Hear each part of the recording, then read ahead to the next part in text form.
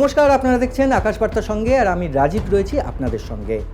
প্রত্যেক শুক্র, শনি এবং রবিবার সন্ধ্যে ঠিক 6:30টায় আমরা আপনাদের সামনে হাজির করছি সেই সব রাজনৈতিক ব্যক্তিত্বদের যারা এবারের বিধানসভা নির্বাচনে লড়ছেন কোনো না কোনো দলের প্রার্থী হয়ে। আজকে আমাদের সঙ্গে রয়েছেন যাদবপুর বিধানসভা কেন্দ্রের বাম প্রার্থী বিকাশ রঞ্জন ভট্টাচার্য।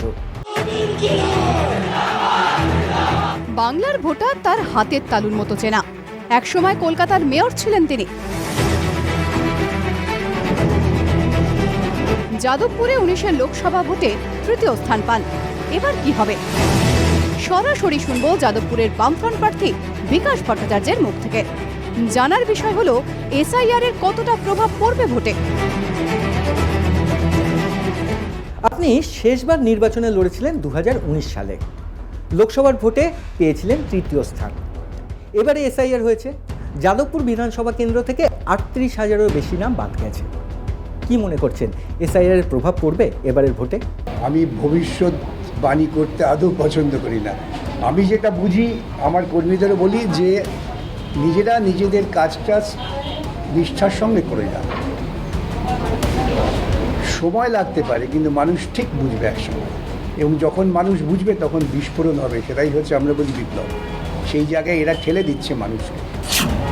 আমি বারবার বলছি যে ভারতবর্ষের বুকে বিজেপি প্রশাসন এবং বিজেপি পোষিত দলগুলো, তৃণমূল জাতীয়, তারা এমন কার্যকলাপ করছেন যে মানুষ কিন্তু বিস্ফোরণের দিকে যাচ্ছে। এবং সেই জন্যই বাংলা হচ্ছে প্রতিক্রিয়ার গবেষণারও পীঠস্থান। কোন প্রতিক্রিয়া কৌশল ব্যবহার করে বাংলার এই বাম আন্দোলনকে দুর্বল করা যায়, তার সবচেয়ে বড় অস্ত্র হয়েছিল মিডিয়া। আপনারা মিডিয়ার লোক, আপনারা কাজ করেন, আপনারা জানেন। এক সময় একমুখী মিডিয়া ছিল, এখন যেহেতু এক সমাজ মাধ্যম সুযোগ তৈরি হয়েছে, শিক্ষিত ছেলেমেয়েরা তাদের বুদ্ধি বিবেচনা প্রয়োগ করে মিডিয়া প্রচার করছে, ওদের মধ্যে আতঙ্ক তৈরি হয়েছে।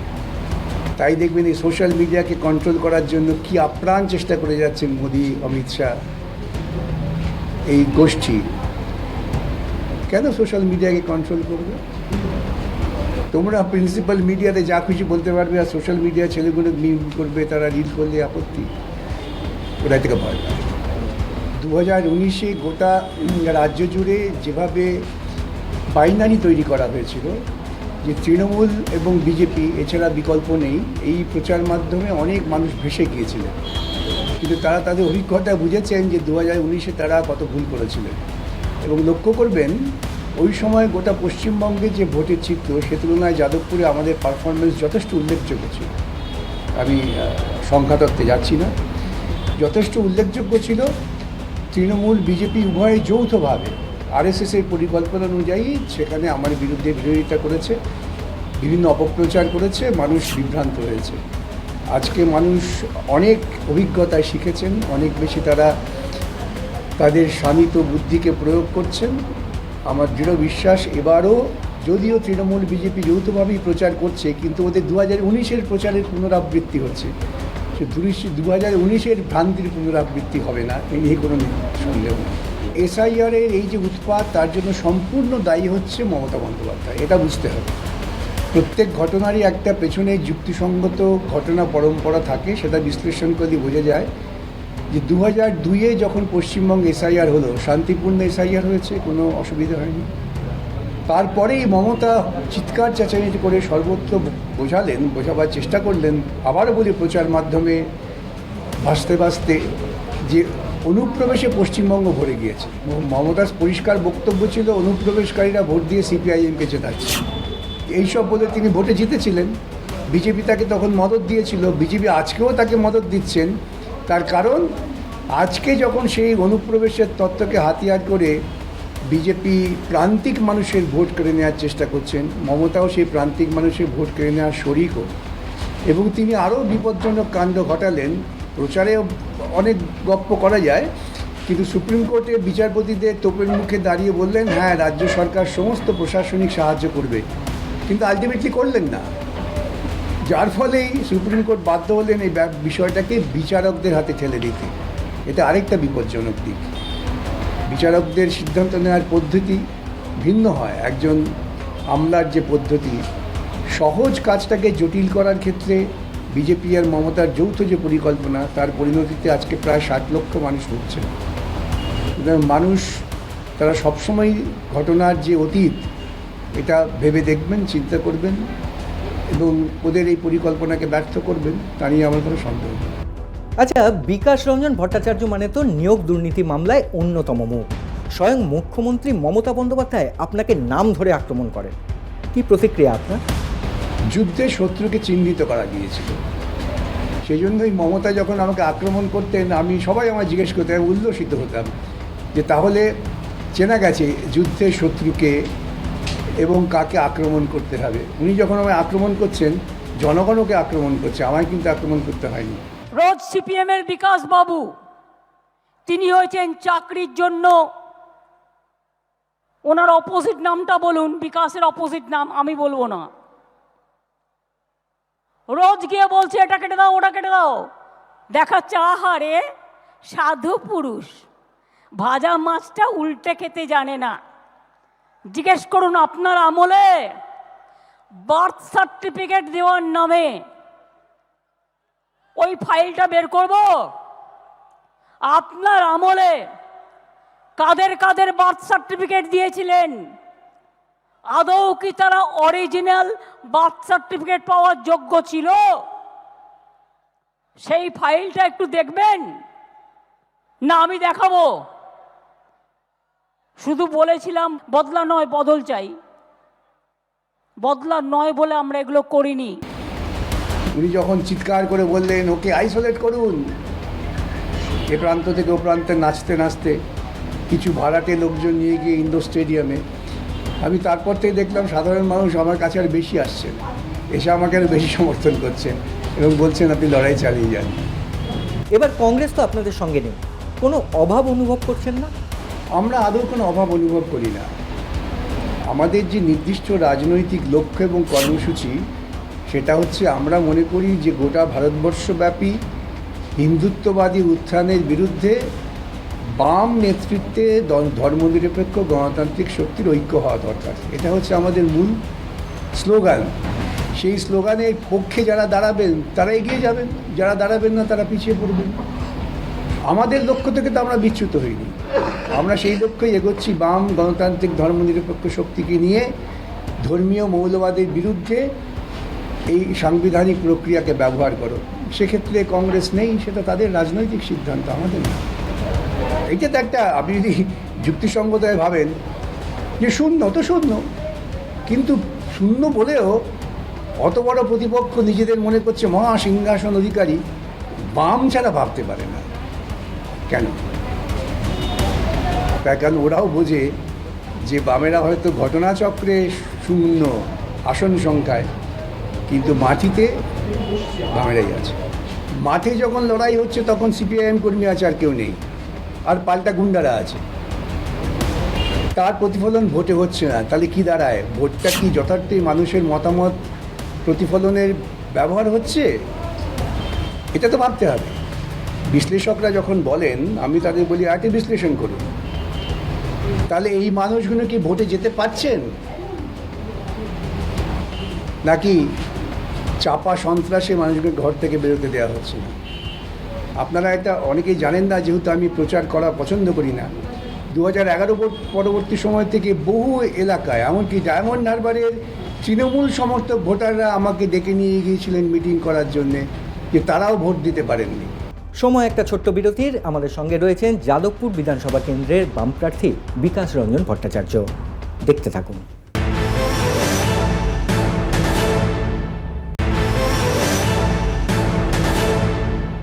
ফিরে এলাম ব্রেকের পর। আমাদের সঙ্গে রয়েছেন যাদবপুর বিধানসভা কেন্দ্রের বাম প্রার্থী বিকাশ রঞ্জন ভট্টাচার্য।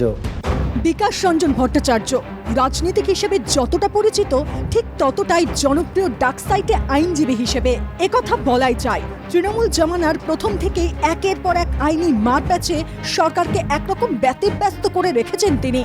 নিয়োগ দুর্নীতি বিরোধী মঞ্চ থেকে বকেয়া ডিএ আদায়ের আন্দোলন, সবেতেই অবাধ বিচরণ তার ভরসাতেই সর্বোচ্চ আদালতের দরজায় ধাক্কা দিতে পেরেছেন বঞ্চিত সাধারণ মানুষ। গরু পাচার, কয়লা পাচারের মতো কেন্দ্রীয় তদন্তকারী সংস্থার করা মামলাতেও একাধিকবার হাইকোর্ট, সুপ্রিম কোর্টে সওয়াল করতে দেখা গেছে বিকাশ রঞ্জন ভট্টাচার্যকে।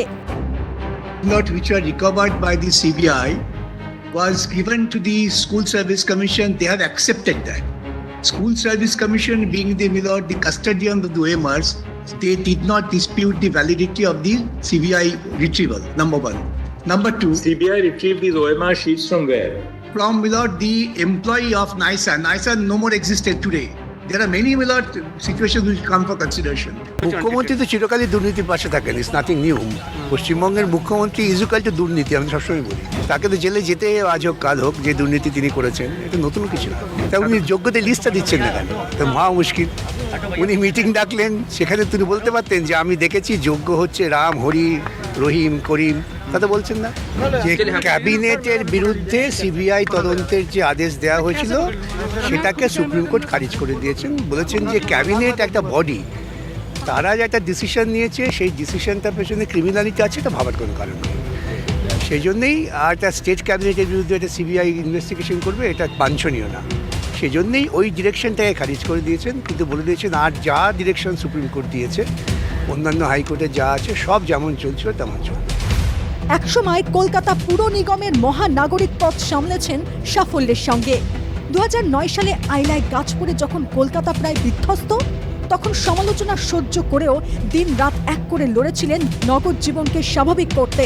সেই বিকাশ ভট্টাচার্যকে এবার যাদবপুর বিধানসভা কেন্দ্রের বাম প্রার্থী হিসেবে ঘোষণা করায় স্বভাবতই উৎসাহিত এলাকার সিপিএম কর্মী সমর্থকরা।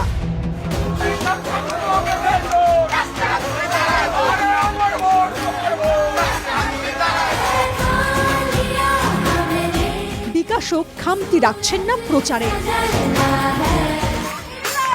আচ্ছা, কড়া হিন্দুত্বের জন্য তো বামেরা বিজেপিকে দোষে, কিন্তু আপনারা তো বাবরি মসজিদের হুমকি দেওয়া হুমায়ুন কবিরের সঙ্গে আলাপ আলোচনা করতে গেছিলেন।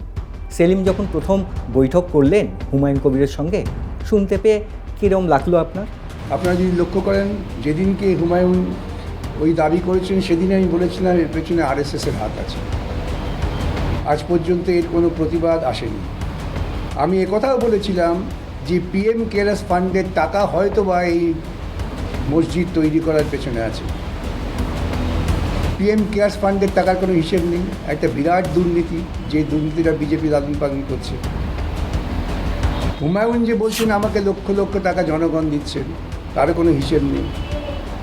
এবং এই দুটো ধর্মীয় মৌলবাদী শক্তি যদি আজকে ইসলামী মৌলবাদী শক্তি প্রশ্রয় পায়, পাশাপাশি কিন্তু হিন্দু মৌলবাদী শক্তি অনেক বেশি লাফিয়ে উঠবে, কেন ওদের অনেক শক্তি, ওরা এটাকে বাঁচিয়ে রাখতে চায় এবং তার বিরুদ্ধেই আমাদের শানিত আক্রমণ। তাই দেখবেন ওরা সকলে মিলে আমাকেই আক্রমণ করেন, আমাকে আক্রমণ করেন না, পার্টিকে আক্রমণ করা। আমি দেখছিলাম হুমায়ুন কোথায় একটা ইন্টারভিউ দিচ্ছেন, আমার বিরুদ্ধে নাকি মামলা করবেন যে আমি কেন বলি যে পিএম ক্যাশ ফান্ডের টাকা আছে। আমি খুশি হতাম যদি কেউ মামলা করতেন, এটা নিয়ে আমি খুশি হতাম, কেন অনেক দুর্নীতির মুখোশ খোলা যেত আদালতে। সুতরাং যত বেশি করে আমরা আমাদের প্রিন্সিপালের উপর দাঁড়িয়ে লড়াই করব, তত বেশি বেশি দেখবেন এই ধর্মীয় মেরুকরণের যারা শক্তি তারা এক জায়গায় চলে যাচ্ছে। একটা দল বলছে জয় বাংলা, অন্য দল বলছে জয় শ্রীরাম, আপনারা কি বলছেন? তারা কেউ জয় সংবিধান বলছে না, এটাই মুশকিল। আমি সংসদেই বলেছিলাম, এর রেকর্ড আছে, যে আমি তো হিটলারের পদধ্বনি শুনতে পাচ্ছি ভারতবর্ষের সংসদে। ভারতবর্ষের যারা সংসদে যান বা বিধানসভায় যান, তাদের কিন্তু রামের ছবি ছুঁয়ে অঙ্গীকার করতে হয় না, জগন্নাথের ছবি ছুঁয়ে অঙ্গীকার করতে হয় না, অঙ্গীকার করতে হয় সংবিধান। পরিষ্কার বলতে হয় যে সংবিধান এবং সংবিধানের মর্যাদা রক্ষা করার জন্য নিষ্ঠাভরে কাজ করুন। তো যারা এটা বলছেন তারা কি সংবিধানের মর্যাদা রক্ষা করছেন, না সংবিধানকে ধ্বংস করার পরিকল্পনা করছেন? তার বিরুদ্ধে আমাদের লড়াই। মূল স্লোগান হচ্ছে গণতান্ত্রিক অধিকার রক্ষা করো, দুর্নীতিমুক্ত প্রশাসন তৈরি করো, কর্মসংস্থানের ব্যবস্থা করো, আর জনগণের টাকায় ধর্মীয় কোনো কাজ করা চলবে না, বন্ধ করো। ভারতবর্ষের বুকে আজকে সবচেয়ে বড় বিপদ হচ্ছে ধর্মীয় মৌলবাদ। এই ধর্মীয় মৌলবাদ জন্ম দিচ্ছেন আরএসএস, লালন করছেন বিজেপি, টিএমসি জাতীয় পার্টিগুলোর মধ্য দিয়ে। তাই ধর্মীয় মৌলবাদের বিরুদ্ধে আমাদের রুখে দাঁড়াতে। তারা বিজেপি বনাম তৃণমূল এটাকে প্রতিষ্ঠিত করতে চান। এখন প্রচার মাধ্যমের তীব্র প্রতিক্রিয়া আছে। এখন মিডিয়া মানুষের রান্নাঘরে পৌঁছে গেছে। আমরা বলতাম যখন বড় হচ্ছি যে এই ক্রিকেট কমেন্ট্রির ফলে রান্নাঘরেও দেখতাম ক্রিকেট শুনছেন। সেই মা মাসি জীবনে হয়তো খেলেনি, কিন্তু এত হইচই হচ্ছে, ছেলেরা কী করছে, ক্রিকেট শুনছে। সেই মিডিয়ার প্রভাবে তারা মানুষকে বিভ্রান্ত করার জন্য বাইনারি তৈরি করে, যে হয় চোর নয় ডাকাত, এর মধ্যে তোমার বাঁচতে হবে। চোর ডাকাতের বাইরে যে বৃহত্তর সুধী সমাজ আছে, সেই অস্তিত্বটাকে এরা এড়িয়ে চলেছে। বিজেপি আর কি আছে? দেখুন তো, বিজেপি নেতাদের মধ্যে সবাই মমতা করেছে এক সময়, সবাই মমতা করে। বিজেপি শুভেন্দুকে ছাড়া অন্য কাউকে নেতা বানাতে পারছে না কেন? আর ভুলে যাবেন না, শ্রমিক একটা অত্যন্ত গুরুত্বপূর্ণ মন্তব্য করেছেন, যেটা আরও বেশি বোঝা উচিত। তিনি নিজে বলেছেন, লেবার রুমে যদি আদবানি বাজপেয়ী না থাকতো, মমতার জন্ম হতো না। এই কথাটার গুরুত্ব বুঝতে হবে তো। বিজেপির প্রথম দিক থেকে শ্রমিক আছে, শ্রমিক আমি বহুদিন থেকে চিনি, আমাদের একসঙ্গে অনেক মিছিল মিটিং আমি সভা করেছি। ও আসল ঐতিহাসিক সত্যটা বলে ফেলেছে। এখন সময় ছোট্ট একটা বিরতির, সঙ্গে থাকুন।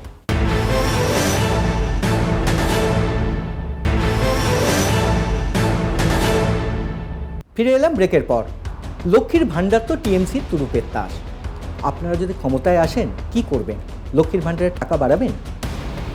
প্রশ্ন হচ্ছে যে জনগণের করের টাকায় যখন সরকার নির্বাচিত হয়, তখন সরকারের দায়িত্ব হচ্ছে সেই করের টাকাকে সামগ্রিক উন্নয়নের পরিকল্পনায় কাজে লাগানো।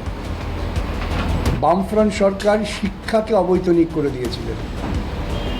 করের টাকা সামগ্রিক পরিকল্পনা এবং যাকে আমরা পরিভাষায় বলি যে হিউম্যান ইন্ডেক্স ডেভেলপমেন্টের প্রথম হচ্ছে শিক্ষা, সেটাকে বামফ্রন্ট সরকার নিশ্চিত করেছিল। বামফ্রন্ট সরকার গরিব বর্গাদারদের চাষের অধিকার দিয়েছিল এবং তাদের চাষ করবার জন্য সহায়তা দিচ্ছিল। জনগণের করের টাকা সার্বিক মূল্যায়ন। জনগণের করের টাকায় আমি যদি আংশিক কোনো গোষ্ঠীকে প্রলোভিত করতে চাই, সেটা কতটা যুক্তিসঙ্গত এ নিয়ে আমার মনে প্রশ্ন আছে। আমরা নিশ্চয়ই মহিলাদের চাইব তাদের অনেক বেশি ক্ষমতায়িত করতে। মহিলাদের ক্ষমতায়িত করার পদ্ধতি হিসেবে আমরা চালু করেছিলাম, দেখবেন বর্গা রাইট দেওয়া হতো শুধুমাত্র পুরুষকে না, মহিলাদেরও। আমরা মহিলাদের স্বনিযুক্তি প্রকল্প কার্যকর করার জন্য ব্যাপক উদ্যোগ হয়েছিল। সেই সময়ে স্বনিযুক্তি প্রকল্পে যে সমস্ত জিনিস তৈরি হতো তা বাণিজ্যিকীকরণের একটা পরিকল্পনা হচ্ছিল। সেখানে মহিলাদের অনেক বেশি আমরা ক্ষমতায়িত করতে পারি। কিন্তু তৃণমূল কংগ্রেস নেতাদের মতো যে মহিলা ভাণ্ডার পাচ্ছে, দাদা পেট্রোল ভরতে পারবে মোটর বাইকে, কিংবা আমার বৌদি তো স্নো পাউডার কেনার জন্য দাদার কাছে টাকা চাইবেন না, এই দৃষ্টিভঙ্গি সাংঘাতিক নেতিবাচক দৃষ্টিভঙ্গি, ক্ষতিকারক দৃষ্টিভঙ্গি বলে আমি মনে করি। এই যে দোল রাজনীতি, দান খয়রাতির রাজনীতি, বামেদের অবস্থানটা কোথায়? আপনারা কি করবেন ক্ষমতায় এলে? আমি প্রতিশ্রুতি দেওয়ার আদৌ পক্ষপাতী নই। আমি একটাই প্রতিশ্রুতি বলি যে আমরা দুর্নীতিমুক্ত প্রশাসন নিশ্চিতভাবে তৈরি করব। আমরা একটা উদাহরণ রাখতে পেরেছিলাম, আবারও বলতে হয়, খোঁজ করে দেখবেন কলকাতা পুরসভায় 2005 থেকে 2010 দুর্নীতি নির্মূল হয়েছিল এটা বলবো না, কিন্তু দুর্নীতি করতে ভয় পেত। তারপরে একটা সময় বাণিজ্যিক মহলে একথাও বলা হতো যে ওখানে পয়সা দিলেও কাজ হবে না। ভোটারদের কাছে যাচ্ছি আমরা পরিষ্কার বক্তব্য যে আপনি দুর্নীতির পক্ষে থাকবেন, আপনার একটা ভোট মমতাকে দেওয়া মানে মমতার সমস্ত অপকর্মকে সমর্থন করা। সেটা করবেন কি? কেন ওরা বলে দেখবেন যে আমরা চুরি করেছি তো কী হয়েছে, ভোটে তো জিতেছি। ওদের একটা মাত্র বক্তব্য বিভিন্ন মিডিয়াতে যে ওদের নেতারা বলেন যে ভোট, লোক তো আমাদের ভোট দিচ্ছে, তার মানে ওরা লোকের ভোটটাকে ওদের দুর্নীতির পক্ষে একটা সহকারী শক্তি হিসেবে মনে করছেন। এটা কিন্তু প্রজাতন্ত্রে জনগণের ভোটারদের ওপর একটা কলঙ্ক লেপন। জনগণকে এটা বুঝতে হবে যে আমার ভোটের প্রেক্ষিতে ওরা দাবি করছে ওদের দুর্নীতির ঠিক, সেটা কতটা জনগণ ভাববেন নিশ্চয়ই জনগণের চিন্তার উপর চলে যেতে হবে। তৃণমূল বলুন, বিজেপি বলুন, এরা কখনোই গণতান্ত্রিক ক্ষমতার বিকেন্দ্রীকরণ চায় না। এরা চায় কেন্দ্রীকরণ, একজনের হাতে থাকবে। দেখবেন কখনোই কিন্তু এরা প্রচারে বলে না যে সরকারের প্রকল্প, পশ্চিমবঙ্গ সরকার বলে মমতার অনুপ্রেরণায়, দিল্লি বলবে মোদির অনুপ্রেরণায়। তার মানে এরা গণতন্ত্রের পরিবর্তে স্বৈরতান্ত্রিক মনোভাব তৈরি করছে, এটা হচ্ছে বিপদ। তাই তো ওরা গণতান্ত্রিক ক্ষমতা বিকেন্দ্রীকরণ চায় না বলেই দেখবেন নিচের তলায় পঞ্চায়েতে যারা নির্বাচিত হয়েছেন বলে দাবি করেন অধিকাংশই দুর্নীতির সঙ্গে যুক্ত হয়ে পড়ে। আর বাম আমলে পঞ্চায়েত সদস্য দেখবেন 2-4 জন ব্যতিক্রমী থাকতে পারে, কিন্তু সাধারণভাবে যিনি সবজি বিক্রি করছিলেন তিনি আজও সবজিই বিক্রি করেন। যিনি প্রাথমিক শিক্ষক ছিলেন তিনি রিটায়ার করার পর আজও হয়তো গ্রামের কাজে যুক্ত আছেন, কিন্তু প্রসাদাপম বাড়ি তৈরি করেননি। মৌলিক পার্থক্য চিন্তার এবং কার্যকারিতার দিকে এই যে পার্থক্য, এই পার্থক্যটা মানুষ আজ না হোক কাল তো বুঝবেই। শুধু আমি কেন, এখন তো গোটা ভারতবর্ষের প্রশ্ন উঠে গেছে। সুপ্রিম কোর্টও বলছেন এই ফ্রিবিজ কতটা কার্যকর, দুর্গাপূজার জন্য টাকা দেওয়াটা কতটা প্রয়োজন, কার উপকারে আসছে, জনগণের করের টাকা দিয়ে জগন্নাথ মন্দির করা কার উপকারে আসছে। বন্যার তো মানুষের কাছে গিয়ে বন্যার ত্রাণের পরিবর্তে মহাকাল মন্দির করে দেবো, কার উপকারে আসছে, কার কথা বলছেন? এই কথাগুলোই তো আরএসএস বলাতে চায়, সেটাই উনি বলছেন। আপনি মমতা বন্দ্যোপাধ্যায়কে দেখেছেন বিরোধী নেত্রী হিসেবে, আবার শাসক হিসেবেও দেখেছেন। আপনার মূল্যায়নটা কি মমতা বন্দ্যোপাধ্যায় সম্পর্কে? দেখুন, আমি কিছু বললেই তো লোকে বলবেন আপনি একটা রাজনৈতিক দল তাই করেন বলছেন। সাধারণ মানুষ কি বলছে? সাধারণ মানুষের মতামতটা হচ্ছে যে তিনি ভালো বিধ্বংসী কাজ করতে পারেন। পথ চলা অনেক বাকি, অনেক পথ চলতে হবে, লড়াইটা অত সহজে এক জায়গায় শেষ হয় না। সকাল থেকে রাত পর্যন্ত যাদবপুরের রাস্তায় ঘুরে ঘুরে প্রচার করছেন বিকাশ রঞ্জন ভট্টাচার্য। আকাশ আটের তরফ থেকে তার জন্য রইল এক রাশ শুভেচ্ছা।